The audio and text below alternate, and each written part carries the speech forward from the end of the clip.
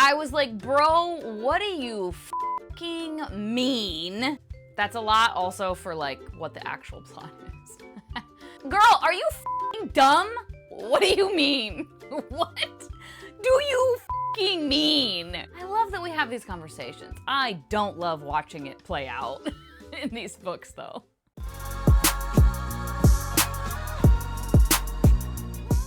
Well, hello. Welcome back to my channel. Joshana here to talk about some friggin' books that I read in June. June part 2. This is dangerous, but I have my tea near me on my shelves. This is such a huge thing. It's tropical black iced tea, and it's so good. Yeah, these are books that I read kind of like in the middle of June, and we will start with The Fatal Flying Affair by T.E. Kinsey. This is book number 7? Yes. Number 7 in the Lady Hardcastle mystery series. These are historical, kind of cozy mysteries. We're following Lady Hardcastle and her maid, Flo. The books are from Flo's POV, and Flo is her maid servant, but really she's her friend, her best friend. They have had just all the adventures in life and settled down in the English countryside only to find themselves continuously embroiled in murder mysteries. Every book. I find this whole series just very cozy, for sure, and wholesome despite, you know, murder mystery, but it's in a cozy setting, so it's not like scary or tense or really all that dramatic or anything. Don't mind the kitty scratching on the scratching thing. Don't look at the bookshelves. They're good little palate cleansers. It's formulaic, you know, as mysteries tend to be, but cozy mysteries, historical. You know, there's something set up, shenanigans ensue, we do some sleuthing. In the last book, Lady Hardcastle and Flo got pulled back into kind of government espionage though, and I liked that one more than the previous like couple before that one. For me, the mystery in this one in particular was a little less compelling than the last one, but like I said, I always enjoy these. I think the writing style is so fun, and just like the dry British humor, wit, sarcasm throughout. I think it's so funny. And I had a fun time following these characters again. And I always appreciate moments, without saying what it was, but towards the end of this one, getting to see Lady Hardcastle's very measured, understanding compassion that she has kind of being on display. We got that towards the end of this one, and I always like that. And the pacing just kind of slogged, I don't want to say slogged, but the pacing slowed down a little bit in the middle, and it felt a little bit meandering in the middle section. Like I said, the mystery was just slightly less compelling for me overall, but I still had a really fun time with this for sure. For my overall enjoyment, appreciation rating, this would be like in the upper mid-range. A good time, not one of my favorites of this series so far, but fun nonetheless. Then I read Rules of Civility by Amor, Towles. I already unhauled this, so if that tells you something about my enjoyment level. I didn't dislike this. My enjoyment level was around mid-range. It was, parts of it were really solid, and then other things about it just were like, okay, I don't know. So it just ended up being kind of just middle of the road for me overall. The TLDR is that it was like simultaneously compelling, but then also kind of dry. The drama of the plot just felt a little bit too watered down for me, but the writing was lovely. The synopsis for this one, or summary from Storygraph, set in New York City in 1938, this book tells the story of an impactful year in the life of an uncompromising 25-year-old named Katie Content. Armed with little more than a formidable intellect, a bracing wit, and her own brand of cool nerve, Katie embarks on a journey from a Wall Street secretarial pool through the upper echelons of New York society in search of a brighter future. The story opens on New Year's Eve in a Greenwich Village jazz bar where Katie and her boarding house roommate Eve happen to meet Tinker Gray, a handsome banker with royal blue eyes and a ready smile. This chance encounter and its startling consequences cast Katie off her current course, but end up providing her unexpected access to the rarefied offices of Condé Nast, and a glittering new social circle. Befriended in turn by a shy, principled multimillionaire, an Upper East Side ne'er-do-well, and a single-minded widow who is ahead of her times, Katie has the chance to experience firsthand the poise secured by wealth and station, but also the aspirations, envy, disloyalty, and desire that reside just below the surface. Even as she waits for circumstances to bring Tinker back into her orbit, she will learn how individual choices become the means by which life crystallizes loss. That's a lot. That's a lot also for, like, what the actual plot is. The writing was very solid. As I said, some very lovely and poignant lines throughout, but also just wasn't an authorial voice that, like, really struck a chord with me. There were moments, but not enough moments for me to be like, oh yeah, I really, really like this authorial voice. As for the characters, I did like Katie as a main character overall.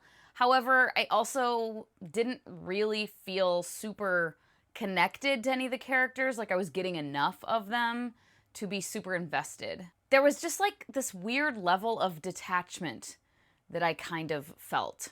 And the relationships presented also felt a little flat for me. There wasn't enough there. The dynamic between Katie and Tinker in particular, it seemed, the way that it was written, like I was meant to see it as some big, epic chemistry connection or something. And like, I kind of saw it, but not really. It did feel a little bit like it was too shoehorned in.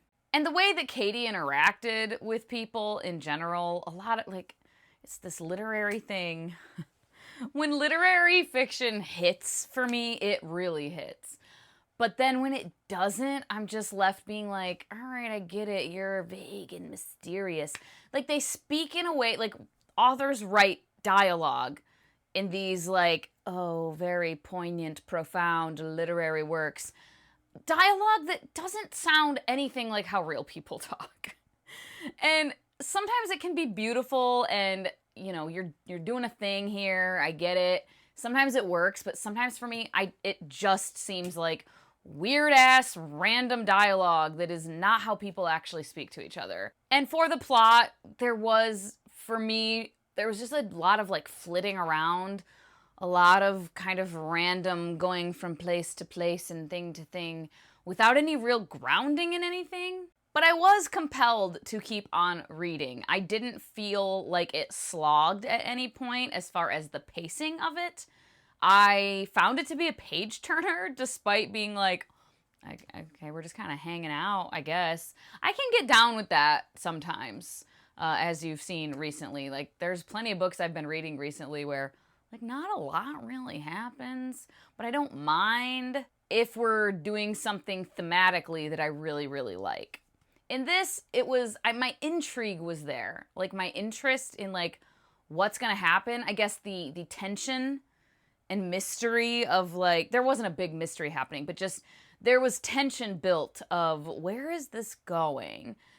But ultimately, it just didn't go anywhere big enough for me, I guess. So, yeah, that's that on that. I didn't have a bad time, but I didn't like it enough to want to keep the book for rereading purposes. I don't think I'll ever reread it. And the next one that I read was a library book that I have already returned to the library, and that is The Favorites by Llayne Fargo. This is a sports romance? I mean, it's a romance. I'm not a big romance girly, so maybe some of the romance girlies would be like, obviously it's a romance.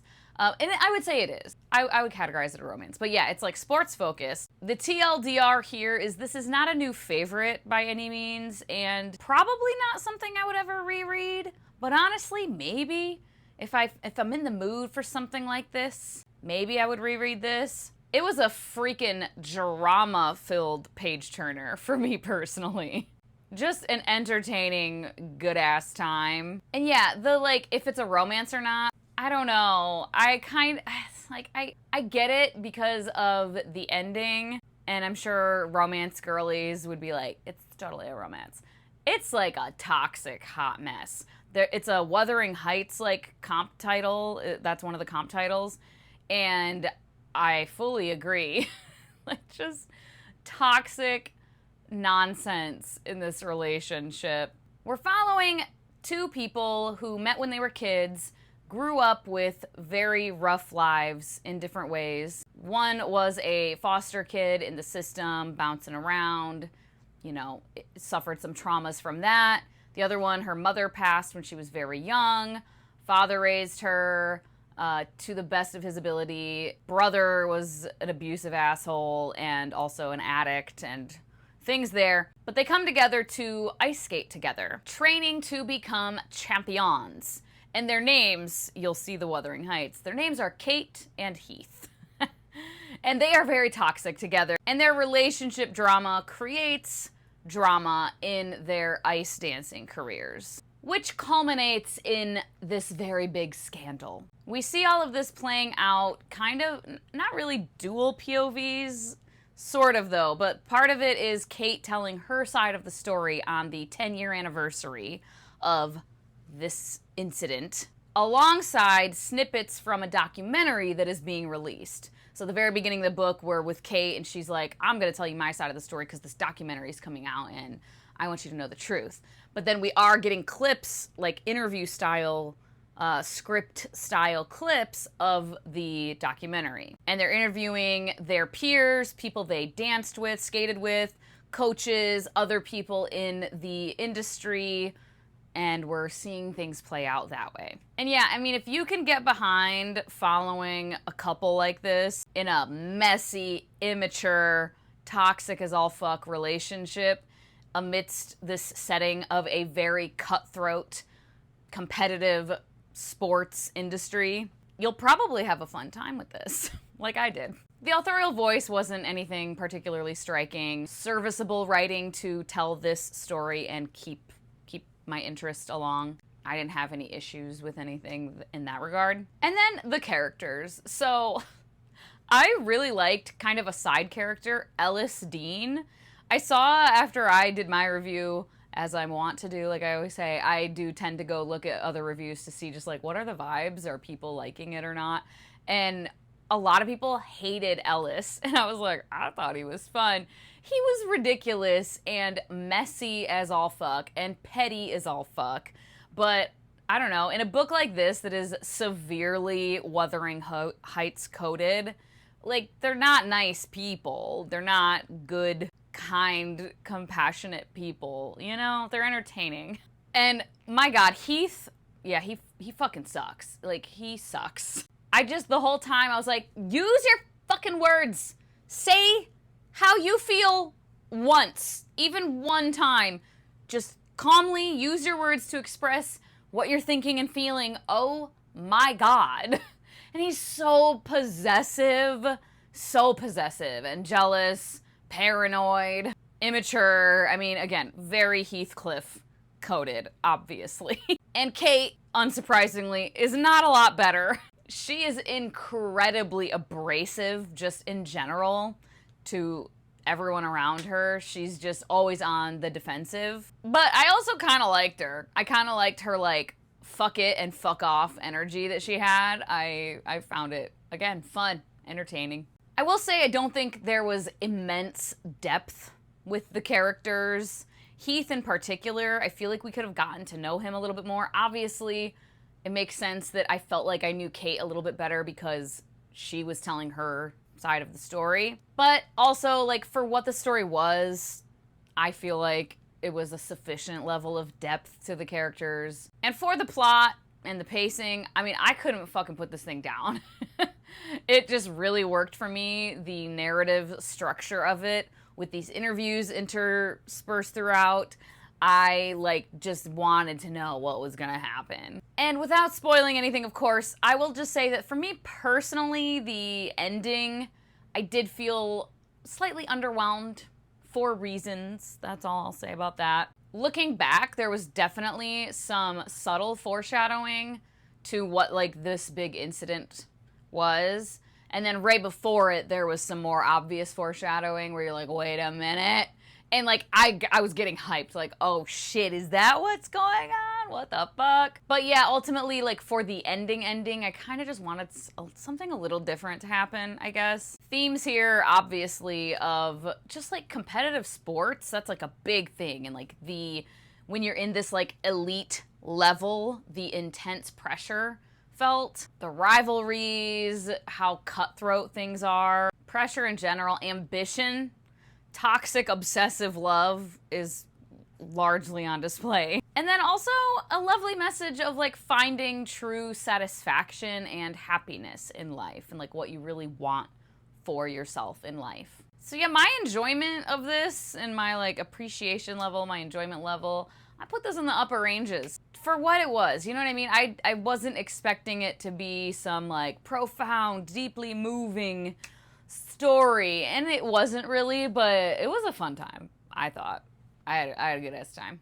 Next, we have a DNF. Unfortunately, this was an anticipated release I had for this year, and I will say I read the first book whenever it came out, last year or the year before, and I didn't love it, but I liked it, and I wanted to see where it was gonna go. And yeah, I DNF'd Dawn of Fate and Fire by Marielle Lares.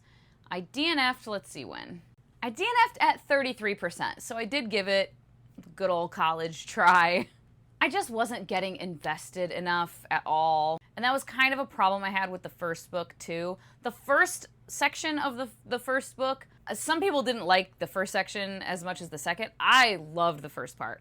This is a story that's like a gender-bent Mask of Zorro, or Zorro reimagining, where it's a woman, and it's fantasy, though. We have, like, magical powers. She's called Pantera, and, like, she actually can shape shift and whatnot. And the first part of it, I thought it was, like, a good old swashbuckling Zorro time. And then as it went on, parts of the plot, it got a little convoluted, and I got a little lost in the sauce with a few things, and that definitely happened in this one. The story, the plot just was not keeping my interest enough. It felt kind of meandering and a little bit all over the place for me personally. Also, some of the stuff with the magic, the fantasy elements were not really making sense to me, like, logistically, and, like, how things were being explained. There was just some discrepancies that I noted, being like, wait, what?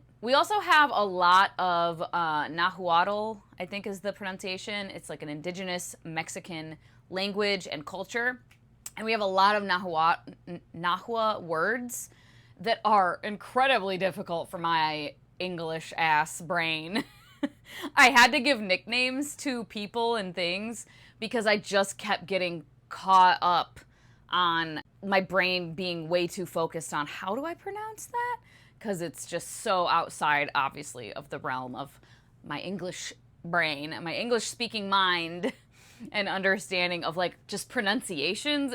It's hard, you know, which isn't a fault of the book by any means. That was just an issue I was having. I was like, I gotta give nicknames here because I'm getting too tripped up on this, and I need to just, it's a person's name, and, like, that's who that is, move on. But it's just like a thing I do where I get too caught up on getting pulled out of the story trying to figure out how to pronounce something. And part of one thing with the magic, it's this thing called tonali, which is basically like your energy, right? And in the book, you could, like, drain someone of their tonali by, like, having sex or kissing them. And that was one thing in particular that I didn't find. That's not to say it isn't there. I didn't, like, go do some academic level research or anything, but I didn't find anything saying that the Nahua people had that belief that your tonali could be drained from sex or kissing. But in the book it could, and I don't know, that messaging I don't love. It's like something in, like, you know, the zeitgeist of modern day that I see people say sometimes, that, like, if you sleep around, you're giving away every time you sleep with someone, like, a part of your soul leaves your body. Maybe you agree with that. I'm not saying everyone should just go sleep around or whatever, but I don't love that messaging. It feels very purity culture adjacent, and I don't know, I don't love it at all. So like that was in here and I was just like, I don't love that either.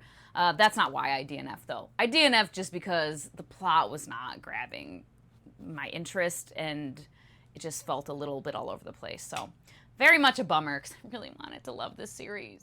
And the last one I will talk about today is Just for the Summer by Abby Jiminez. Book 3 in the Part of Your World series. I own Yours Truly Book 2. I don't own the first one just because I didn't think I would reread it, and I still don't. But Yours Truly, I could see myself if I'm in the mood for a cute little, like, oh my god, they're adorable, the banter, contemporary romance. That's what I would go for. And I wanted to finish it out, and I buddy read this with Robin. I will have her linked below. We buddy read Yours Truly together as well. Why are you not working? Hello. There we go. Crime and Nitley. My overall enjoyment of this would be kind of mid-range, but like on the upper end of the mid-range, I would say. TLDR for my opinion on this is, as per usual, I love the chemistry and the banter between the romantic pairing, as I have with the other Abby Jiminez that I have read. But I was also fairly irritated, a lot irritated in parts, with the main character's nonsense and emotional baggage that to me sometimes reads as very contrived and forced and not like genuine, authentic, how people really would behave, people of this age, etc., whatever. It just doesn't seem super realistic or to fit with the characters all the time. And I've had this issue with the other Abby Jiminez I've read too, where I'm just like, I like that we talk about themes of, you know, more serious topics, emotional abuse, physical abuse in relationships, grief and trauma, childhood trauma, and like fixing these things within ourselves. I love that we have these conversations. I don't love watching it play out in these books though. My God. The summary, we have Justin, and Justin is cursed.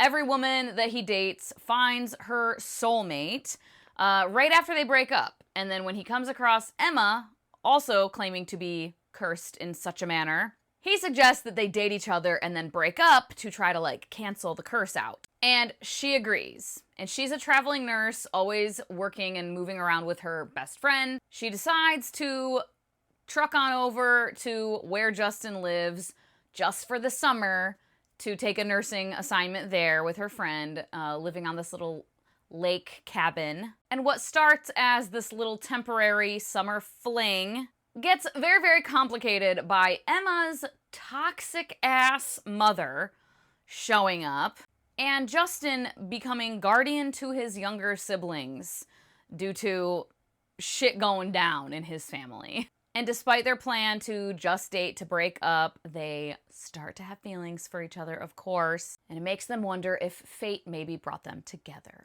I would say that Abby Jiminez's writing is like serviceable for me. There's nothing particularly striking about her authorial voice or anything like that. She has some nice lines here and there for sure. When she's talking about the more serious things, definitely there have been times where I'm like, oh, that's such a lovely way of saying that. But yeah, overall, I find her writing style to be fine. Getting into the characters. Okay, I don't want to like rant too much here.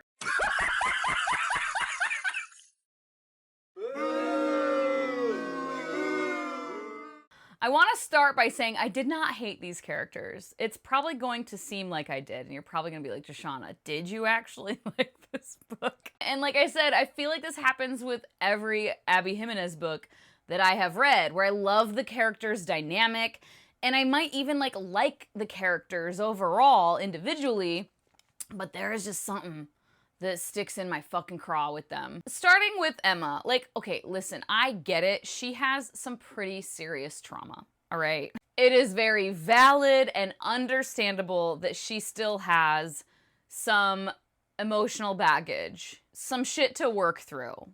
in therapy. She has a very, very deep-seated fear of abandonment. I get it, okay? She's valid.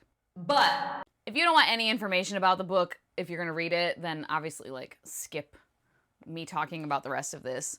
But yeah, when it comes to her mother, I simply cannot get past my, like, disbelief, irritation, that she is 28 years old and still being this delusional and hopeful when it comes to her fucking ridiculous mother. I too have a parental figure in my life that has been historically quite irresponsible, immature, perhaps not always around, you know, all the things.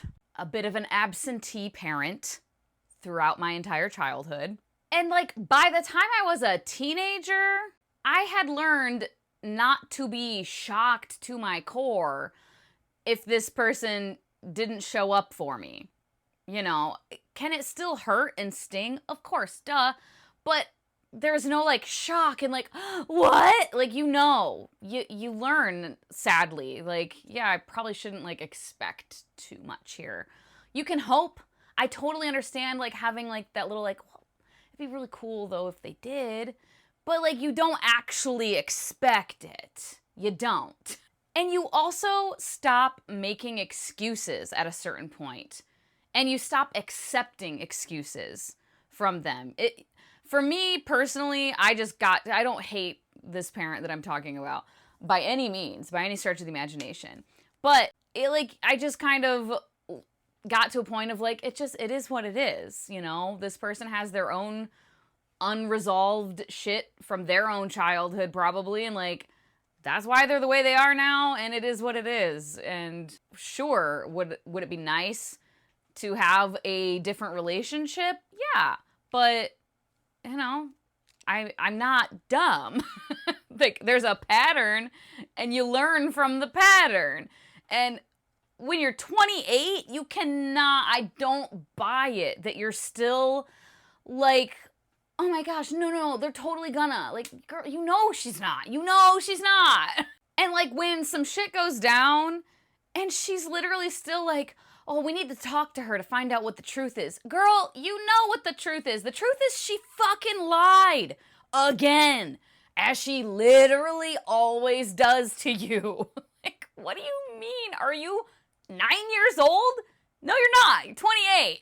I don't know. If she was younger, I probably would have been way less annoyed by it. If she was still like 18, 19, like, it just took her a little lot. Like, I can understand, but I don't know. And I know several other people in my life, and I've had friends, and I've talked to people who have similar experiences of, like, a parent that is just not reliable in whatever way.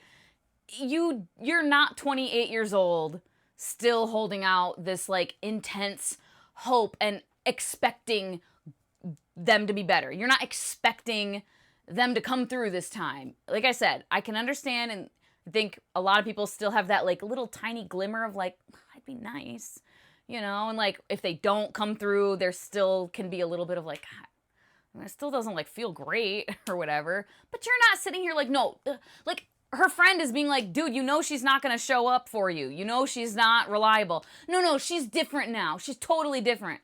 Girl, shut up. You know she's not. Like, what are you talking about? And oh my god, definitely a spoiler here. So skip ahead for sure. When she fucking meets her brother, and he's like, yeah, my grandparents raised me. And she literally says to him, how could they have raised you though? Their mom, Amber told me that they died.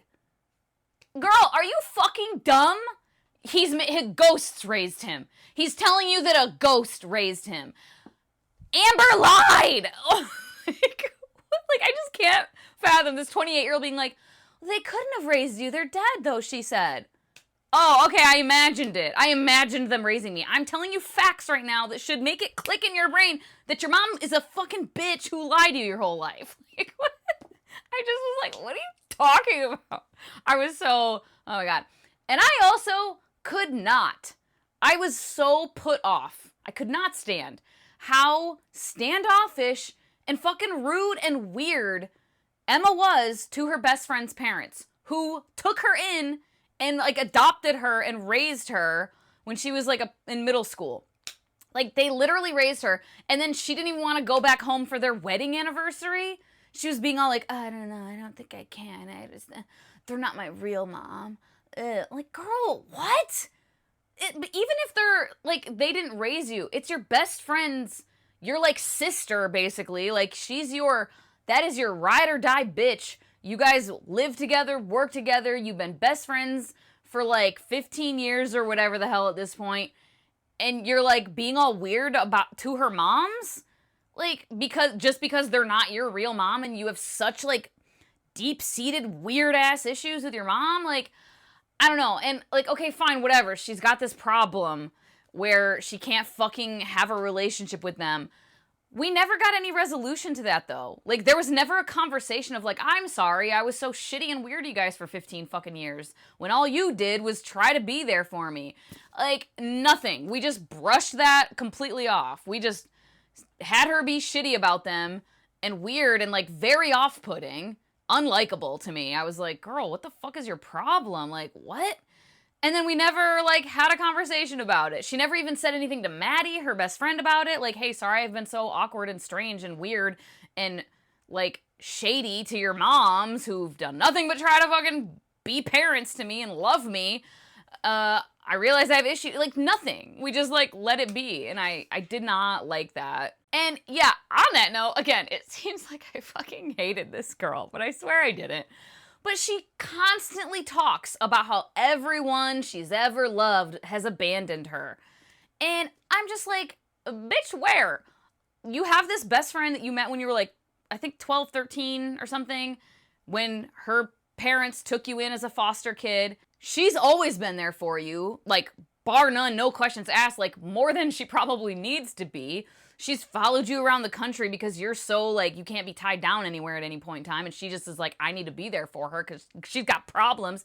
She's totally always been there for you. Her moms, who took you in and adopted you and raised you, have done nothing but, like, put out all these olive branches to, like, get you to love them, literally, like, begging you to fucking love them. And then unless I misremember, she never had any kind of, like, serious, you know, long-term, like, boyfriend relationship that she got abandoned from or anything. Like, she just was always, like, had a wall up with everyone. And there were no other, like, friends mentioned that, like, abandoned her and left her. It was just her mom. And, like, listen, I get it. Your mother being this completely neglectful, like, barely there, literally abandoning you as a child and, like, leaving you home by yourself and just fucking off to whoever, wherever. Like, yeah, I get that that's really traumatizing. But, like, why do you have this narrative now in your head at 28 years old still that everyone abandons me? Your mom abandons you over and over again, and it's harmful and hurtful, and I can see that could cause walls, but, like, where are you getting this narrative that everyone always abandons you? No, they don't. You have all these people in your life who do nothing but try to be there for you, and you're pushing them off. Like, it was just so frustrating. It was so frustrating. Because I was just like, what? What are you talking about? Again, at 28 years old, I guess maybe I just have different expectations. I'm like, I could see still having emotional issues. You need therapy. You need to go to therapy. Like, that's definitely going to help. You haven't gone to therapy yet. You have all this unresolved shit. But, like, I would feel like you would be a little self-aware to be like, I know I have walls up with people because of my mother. And, like, that would be the narrative. Like, I'm not saying you shouldn't have any issues at 28 years old. But, like, this weird, like, where are you getting this information from that everyone always abandons you? Like, you're delusional. Like, what are you talking about? What reality are you living in? And on that note, again, when, like, she was developing feelings for Justin, and then she's, like, feeling nervous and, like, oh my God. And she goes, I'm trying to figure out why liking Justin makes me nervous. Ma'am, again, I'm not saying that it doesn't make sense to have this issue at 28 years old. People have this issue at 50 years old of, like, I have a fear of abandonment, and so therefore I put up walls with people, and it makes me terrified to have real feelings for someone because they could hurt me. Makes total sense to have those feelings. But again, are you really that dumb that you can't put two and two together? Like, I don't know why liking him makes me feel so scared. What? I just was like, I don't know. I find it hard to believe that she would be that fucking oblivious. Maybe a lot of people are like that. Maybe. I don't know. I feel like most people know that they're like that and why, but it can take them time to like really reconcile with it and really want to do something about it. Really have the courage to try to like fix this rather than just keep their walls up to protect themselves. You know what I mean? I feel like most people though who are like that, like they know they're like that. They're just afraid of not being like that. You know? I don't know. Maybe I'm wrong. Maybe I'm too harsh. And with Justin, as with the other Jiminez books that I have read, the male love interest does feel very like man written by woman, like very idealistic, just like the perfect, most romantic, sweet, loving man to ever exist. But like, it's cute, it's sweet, it's heartwarming. I don't know. It's fiction. Not that men like that don't exist. I have my very own incredibly thoughtful man who, you know, helped restore my faith in men a bit and in romantic relationships a bit. So I get it. But like, he is very, very idealistic. But, you know, it's fun.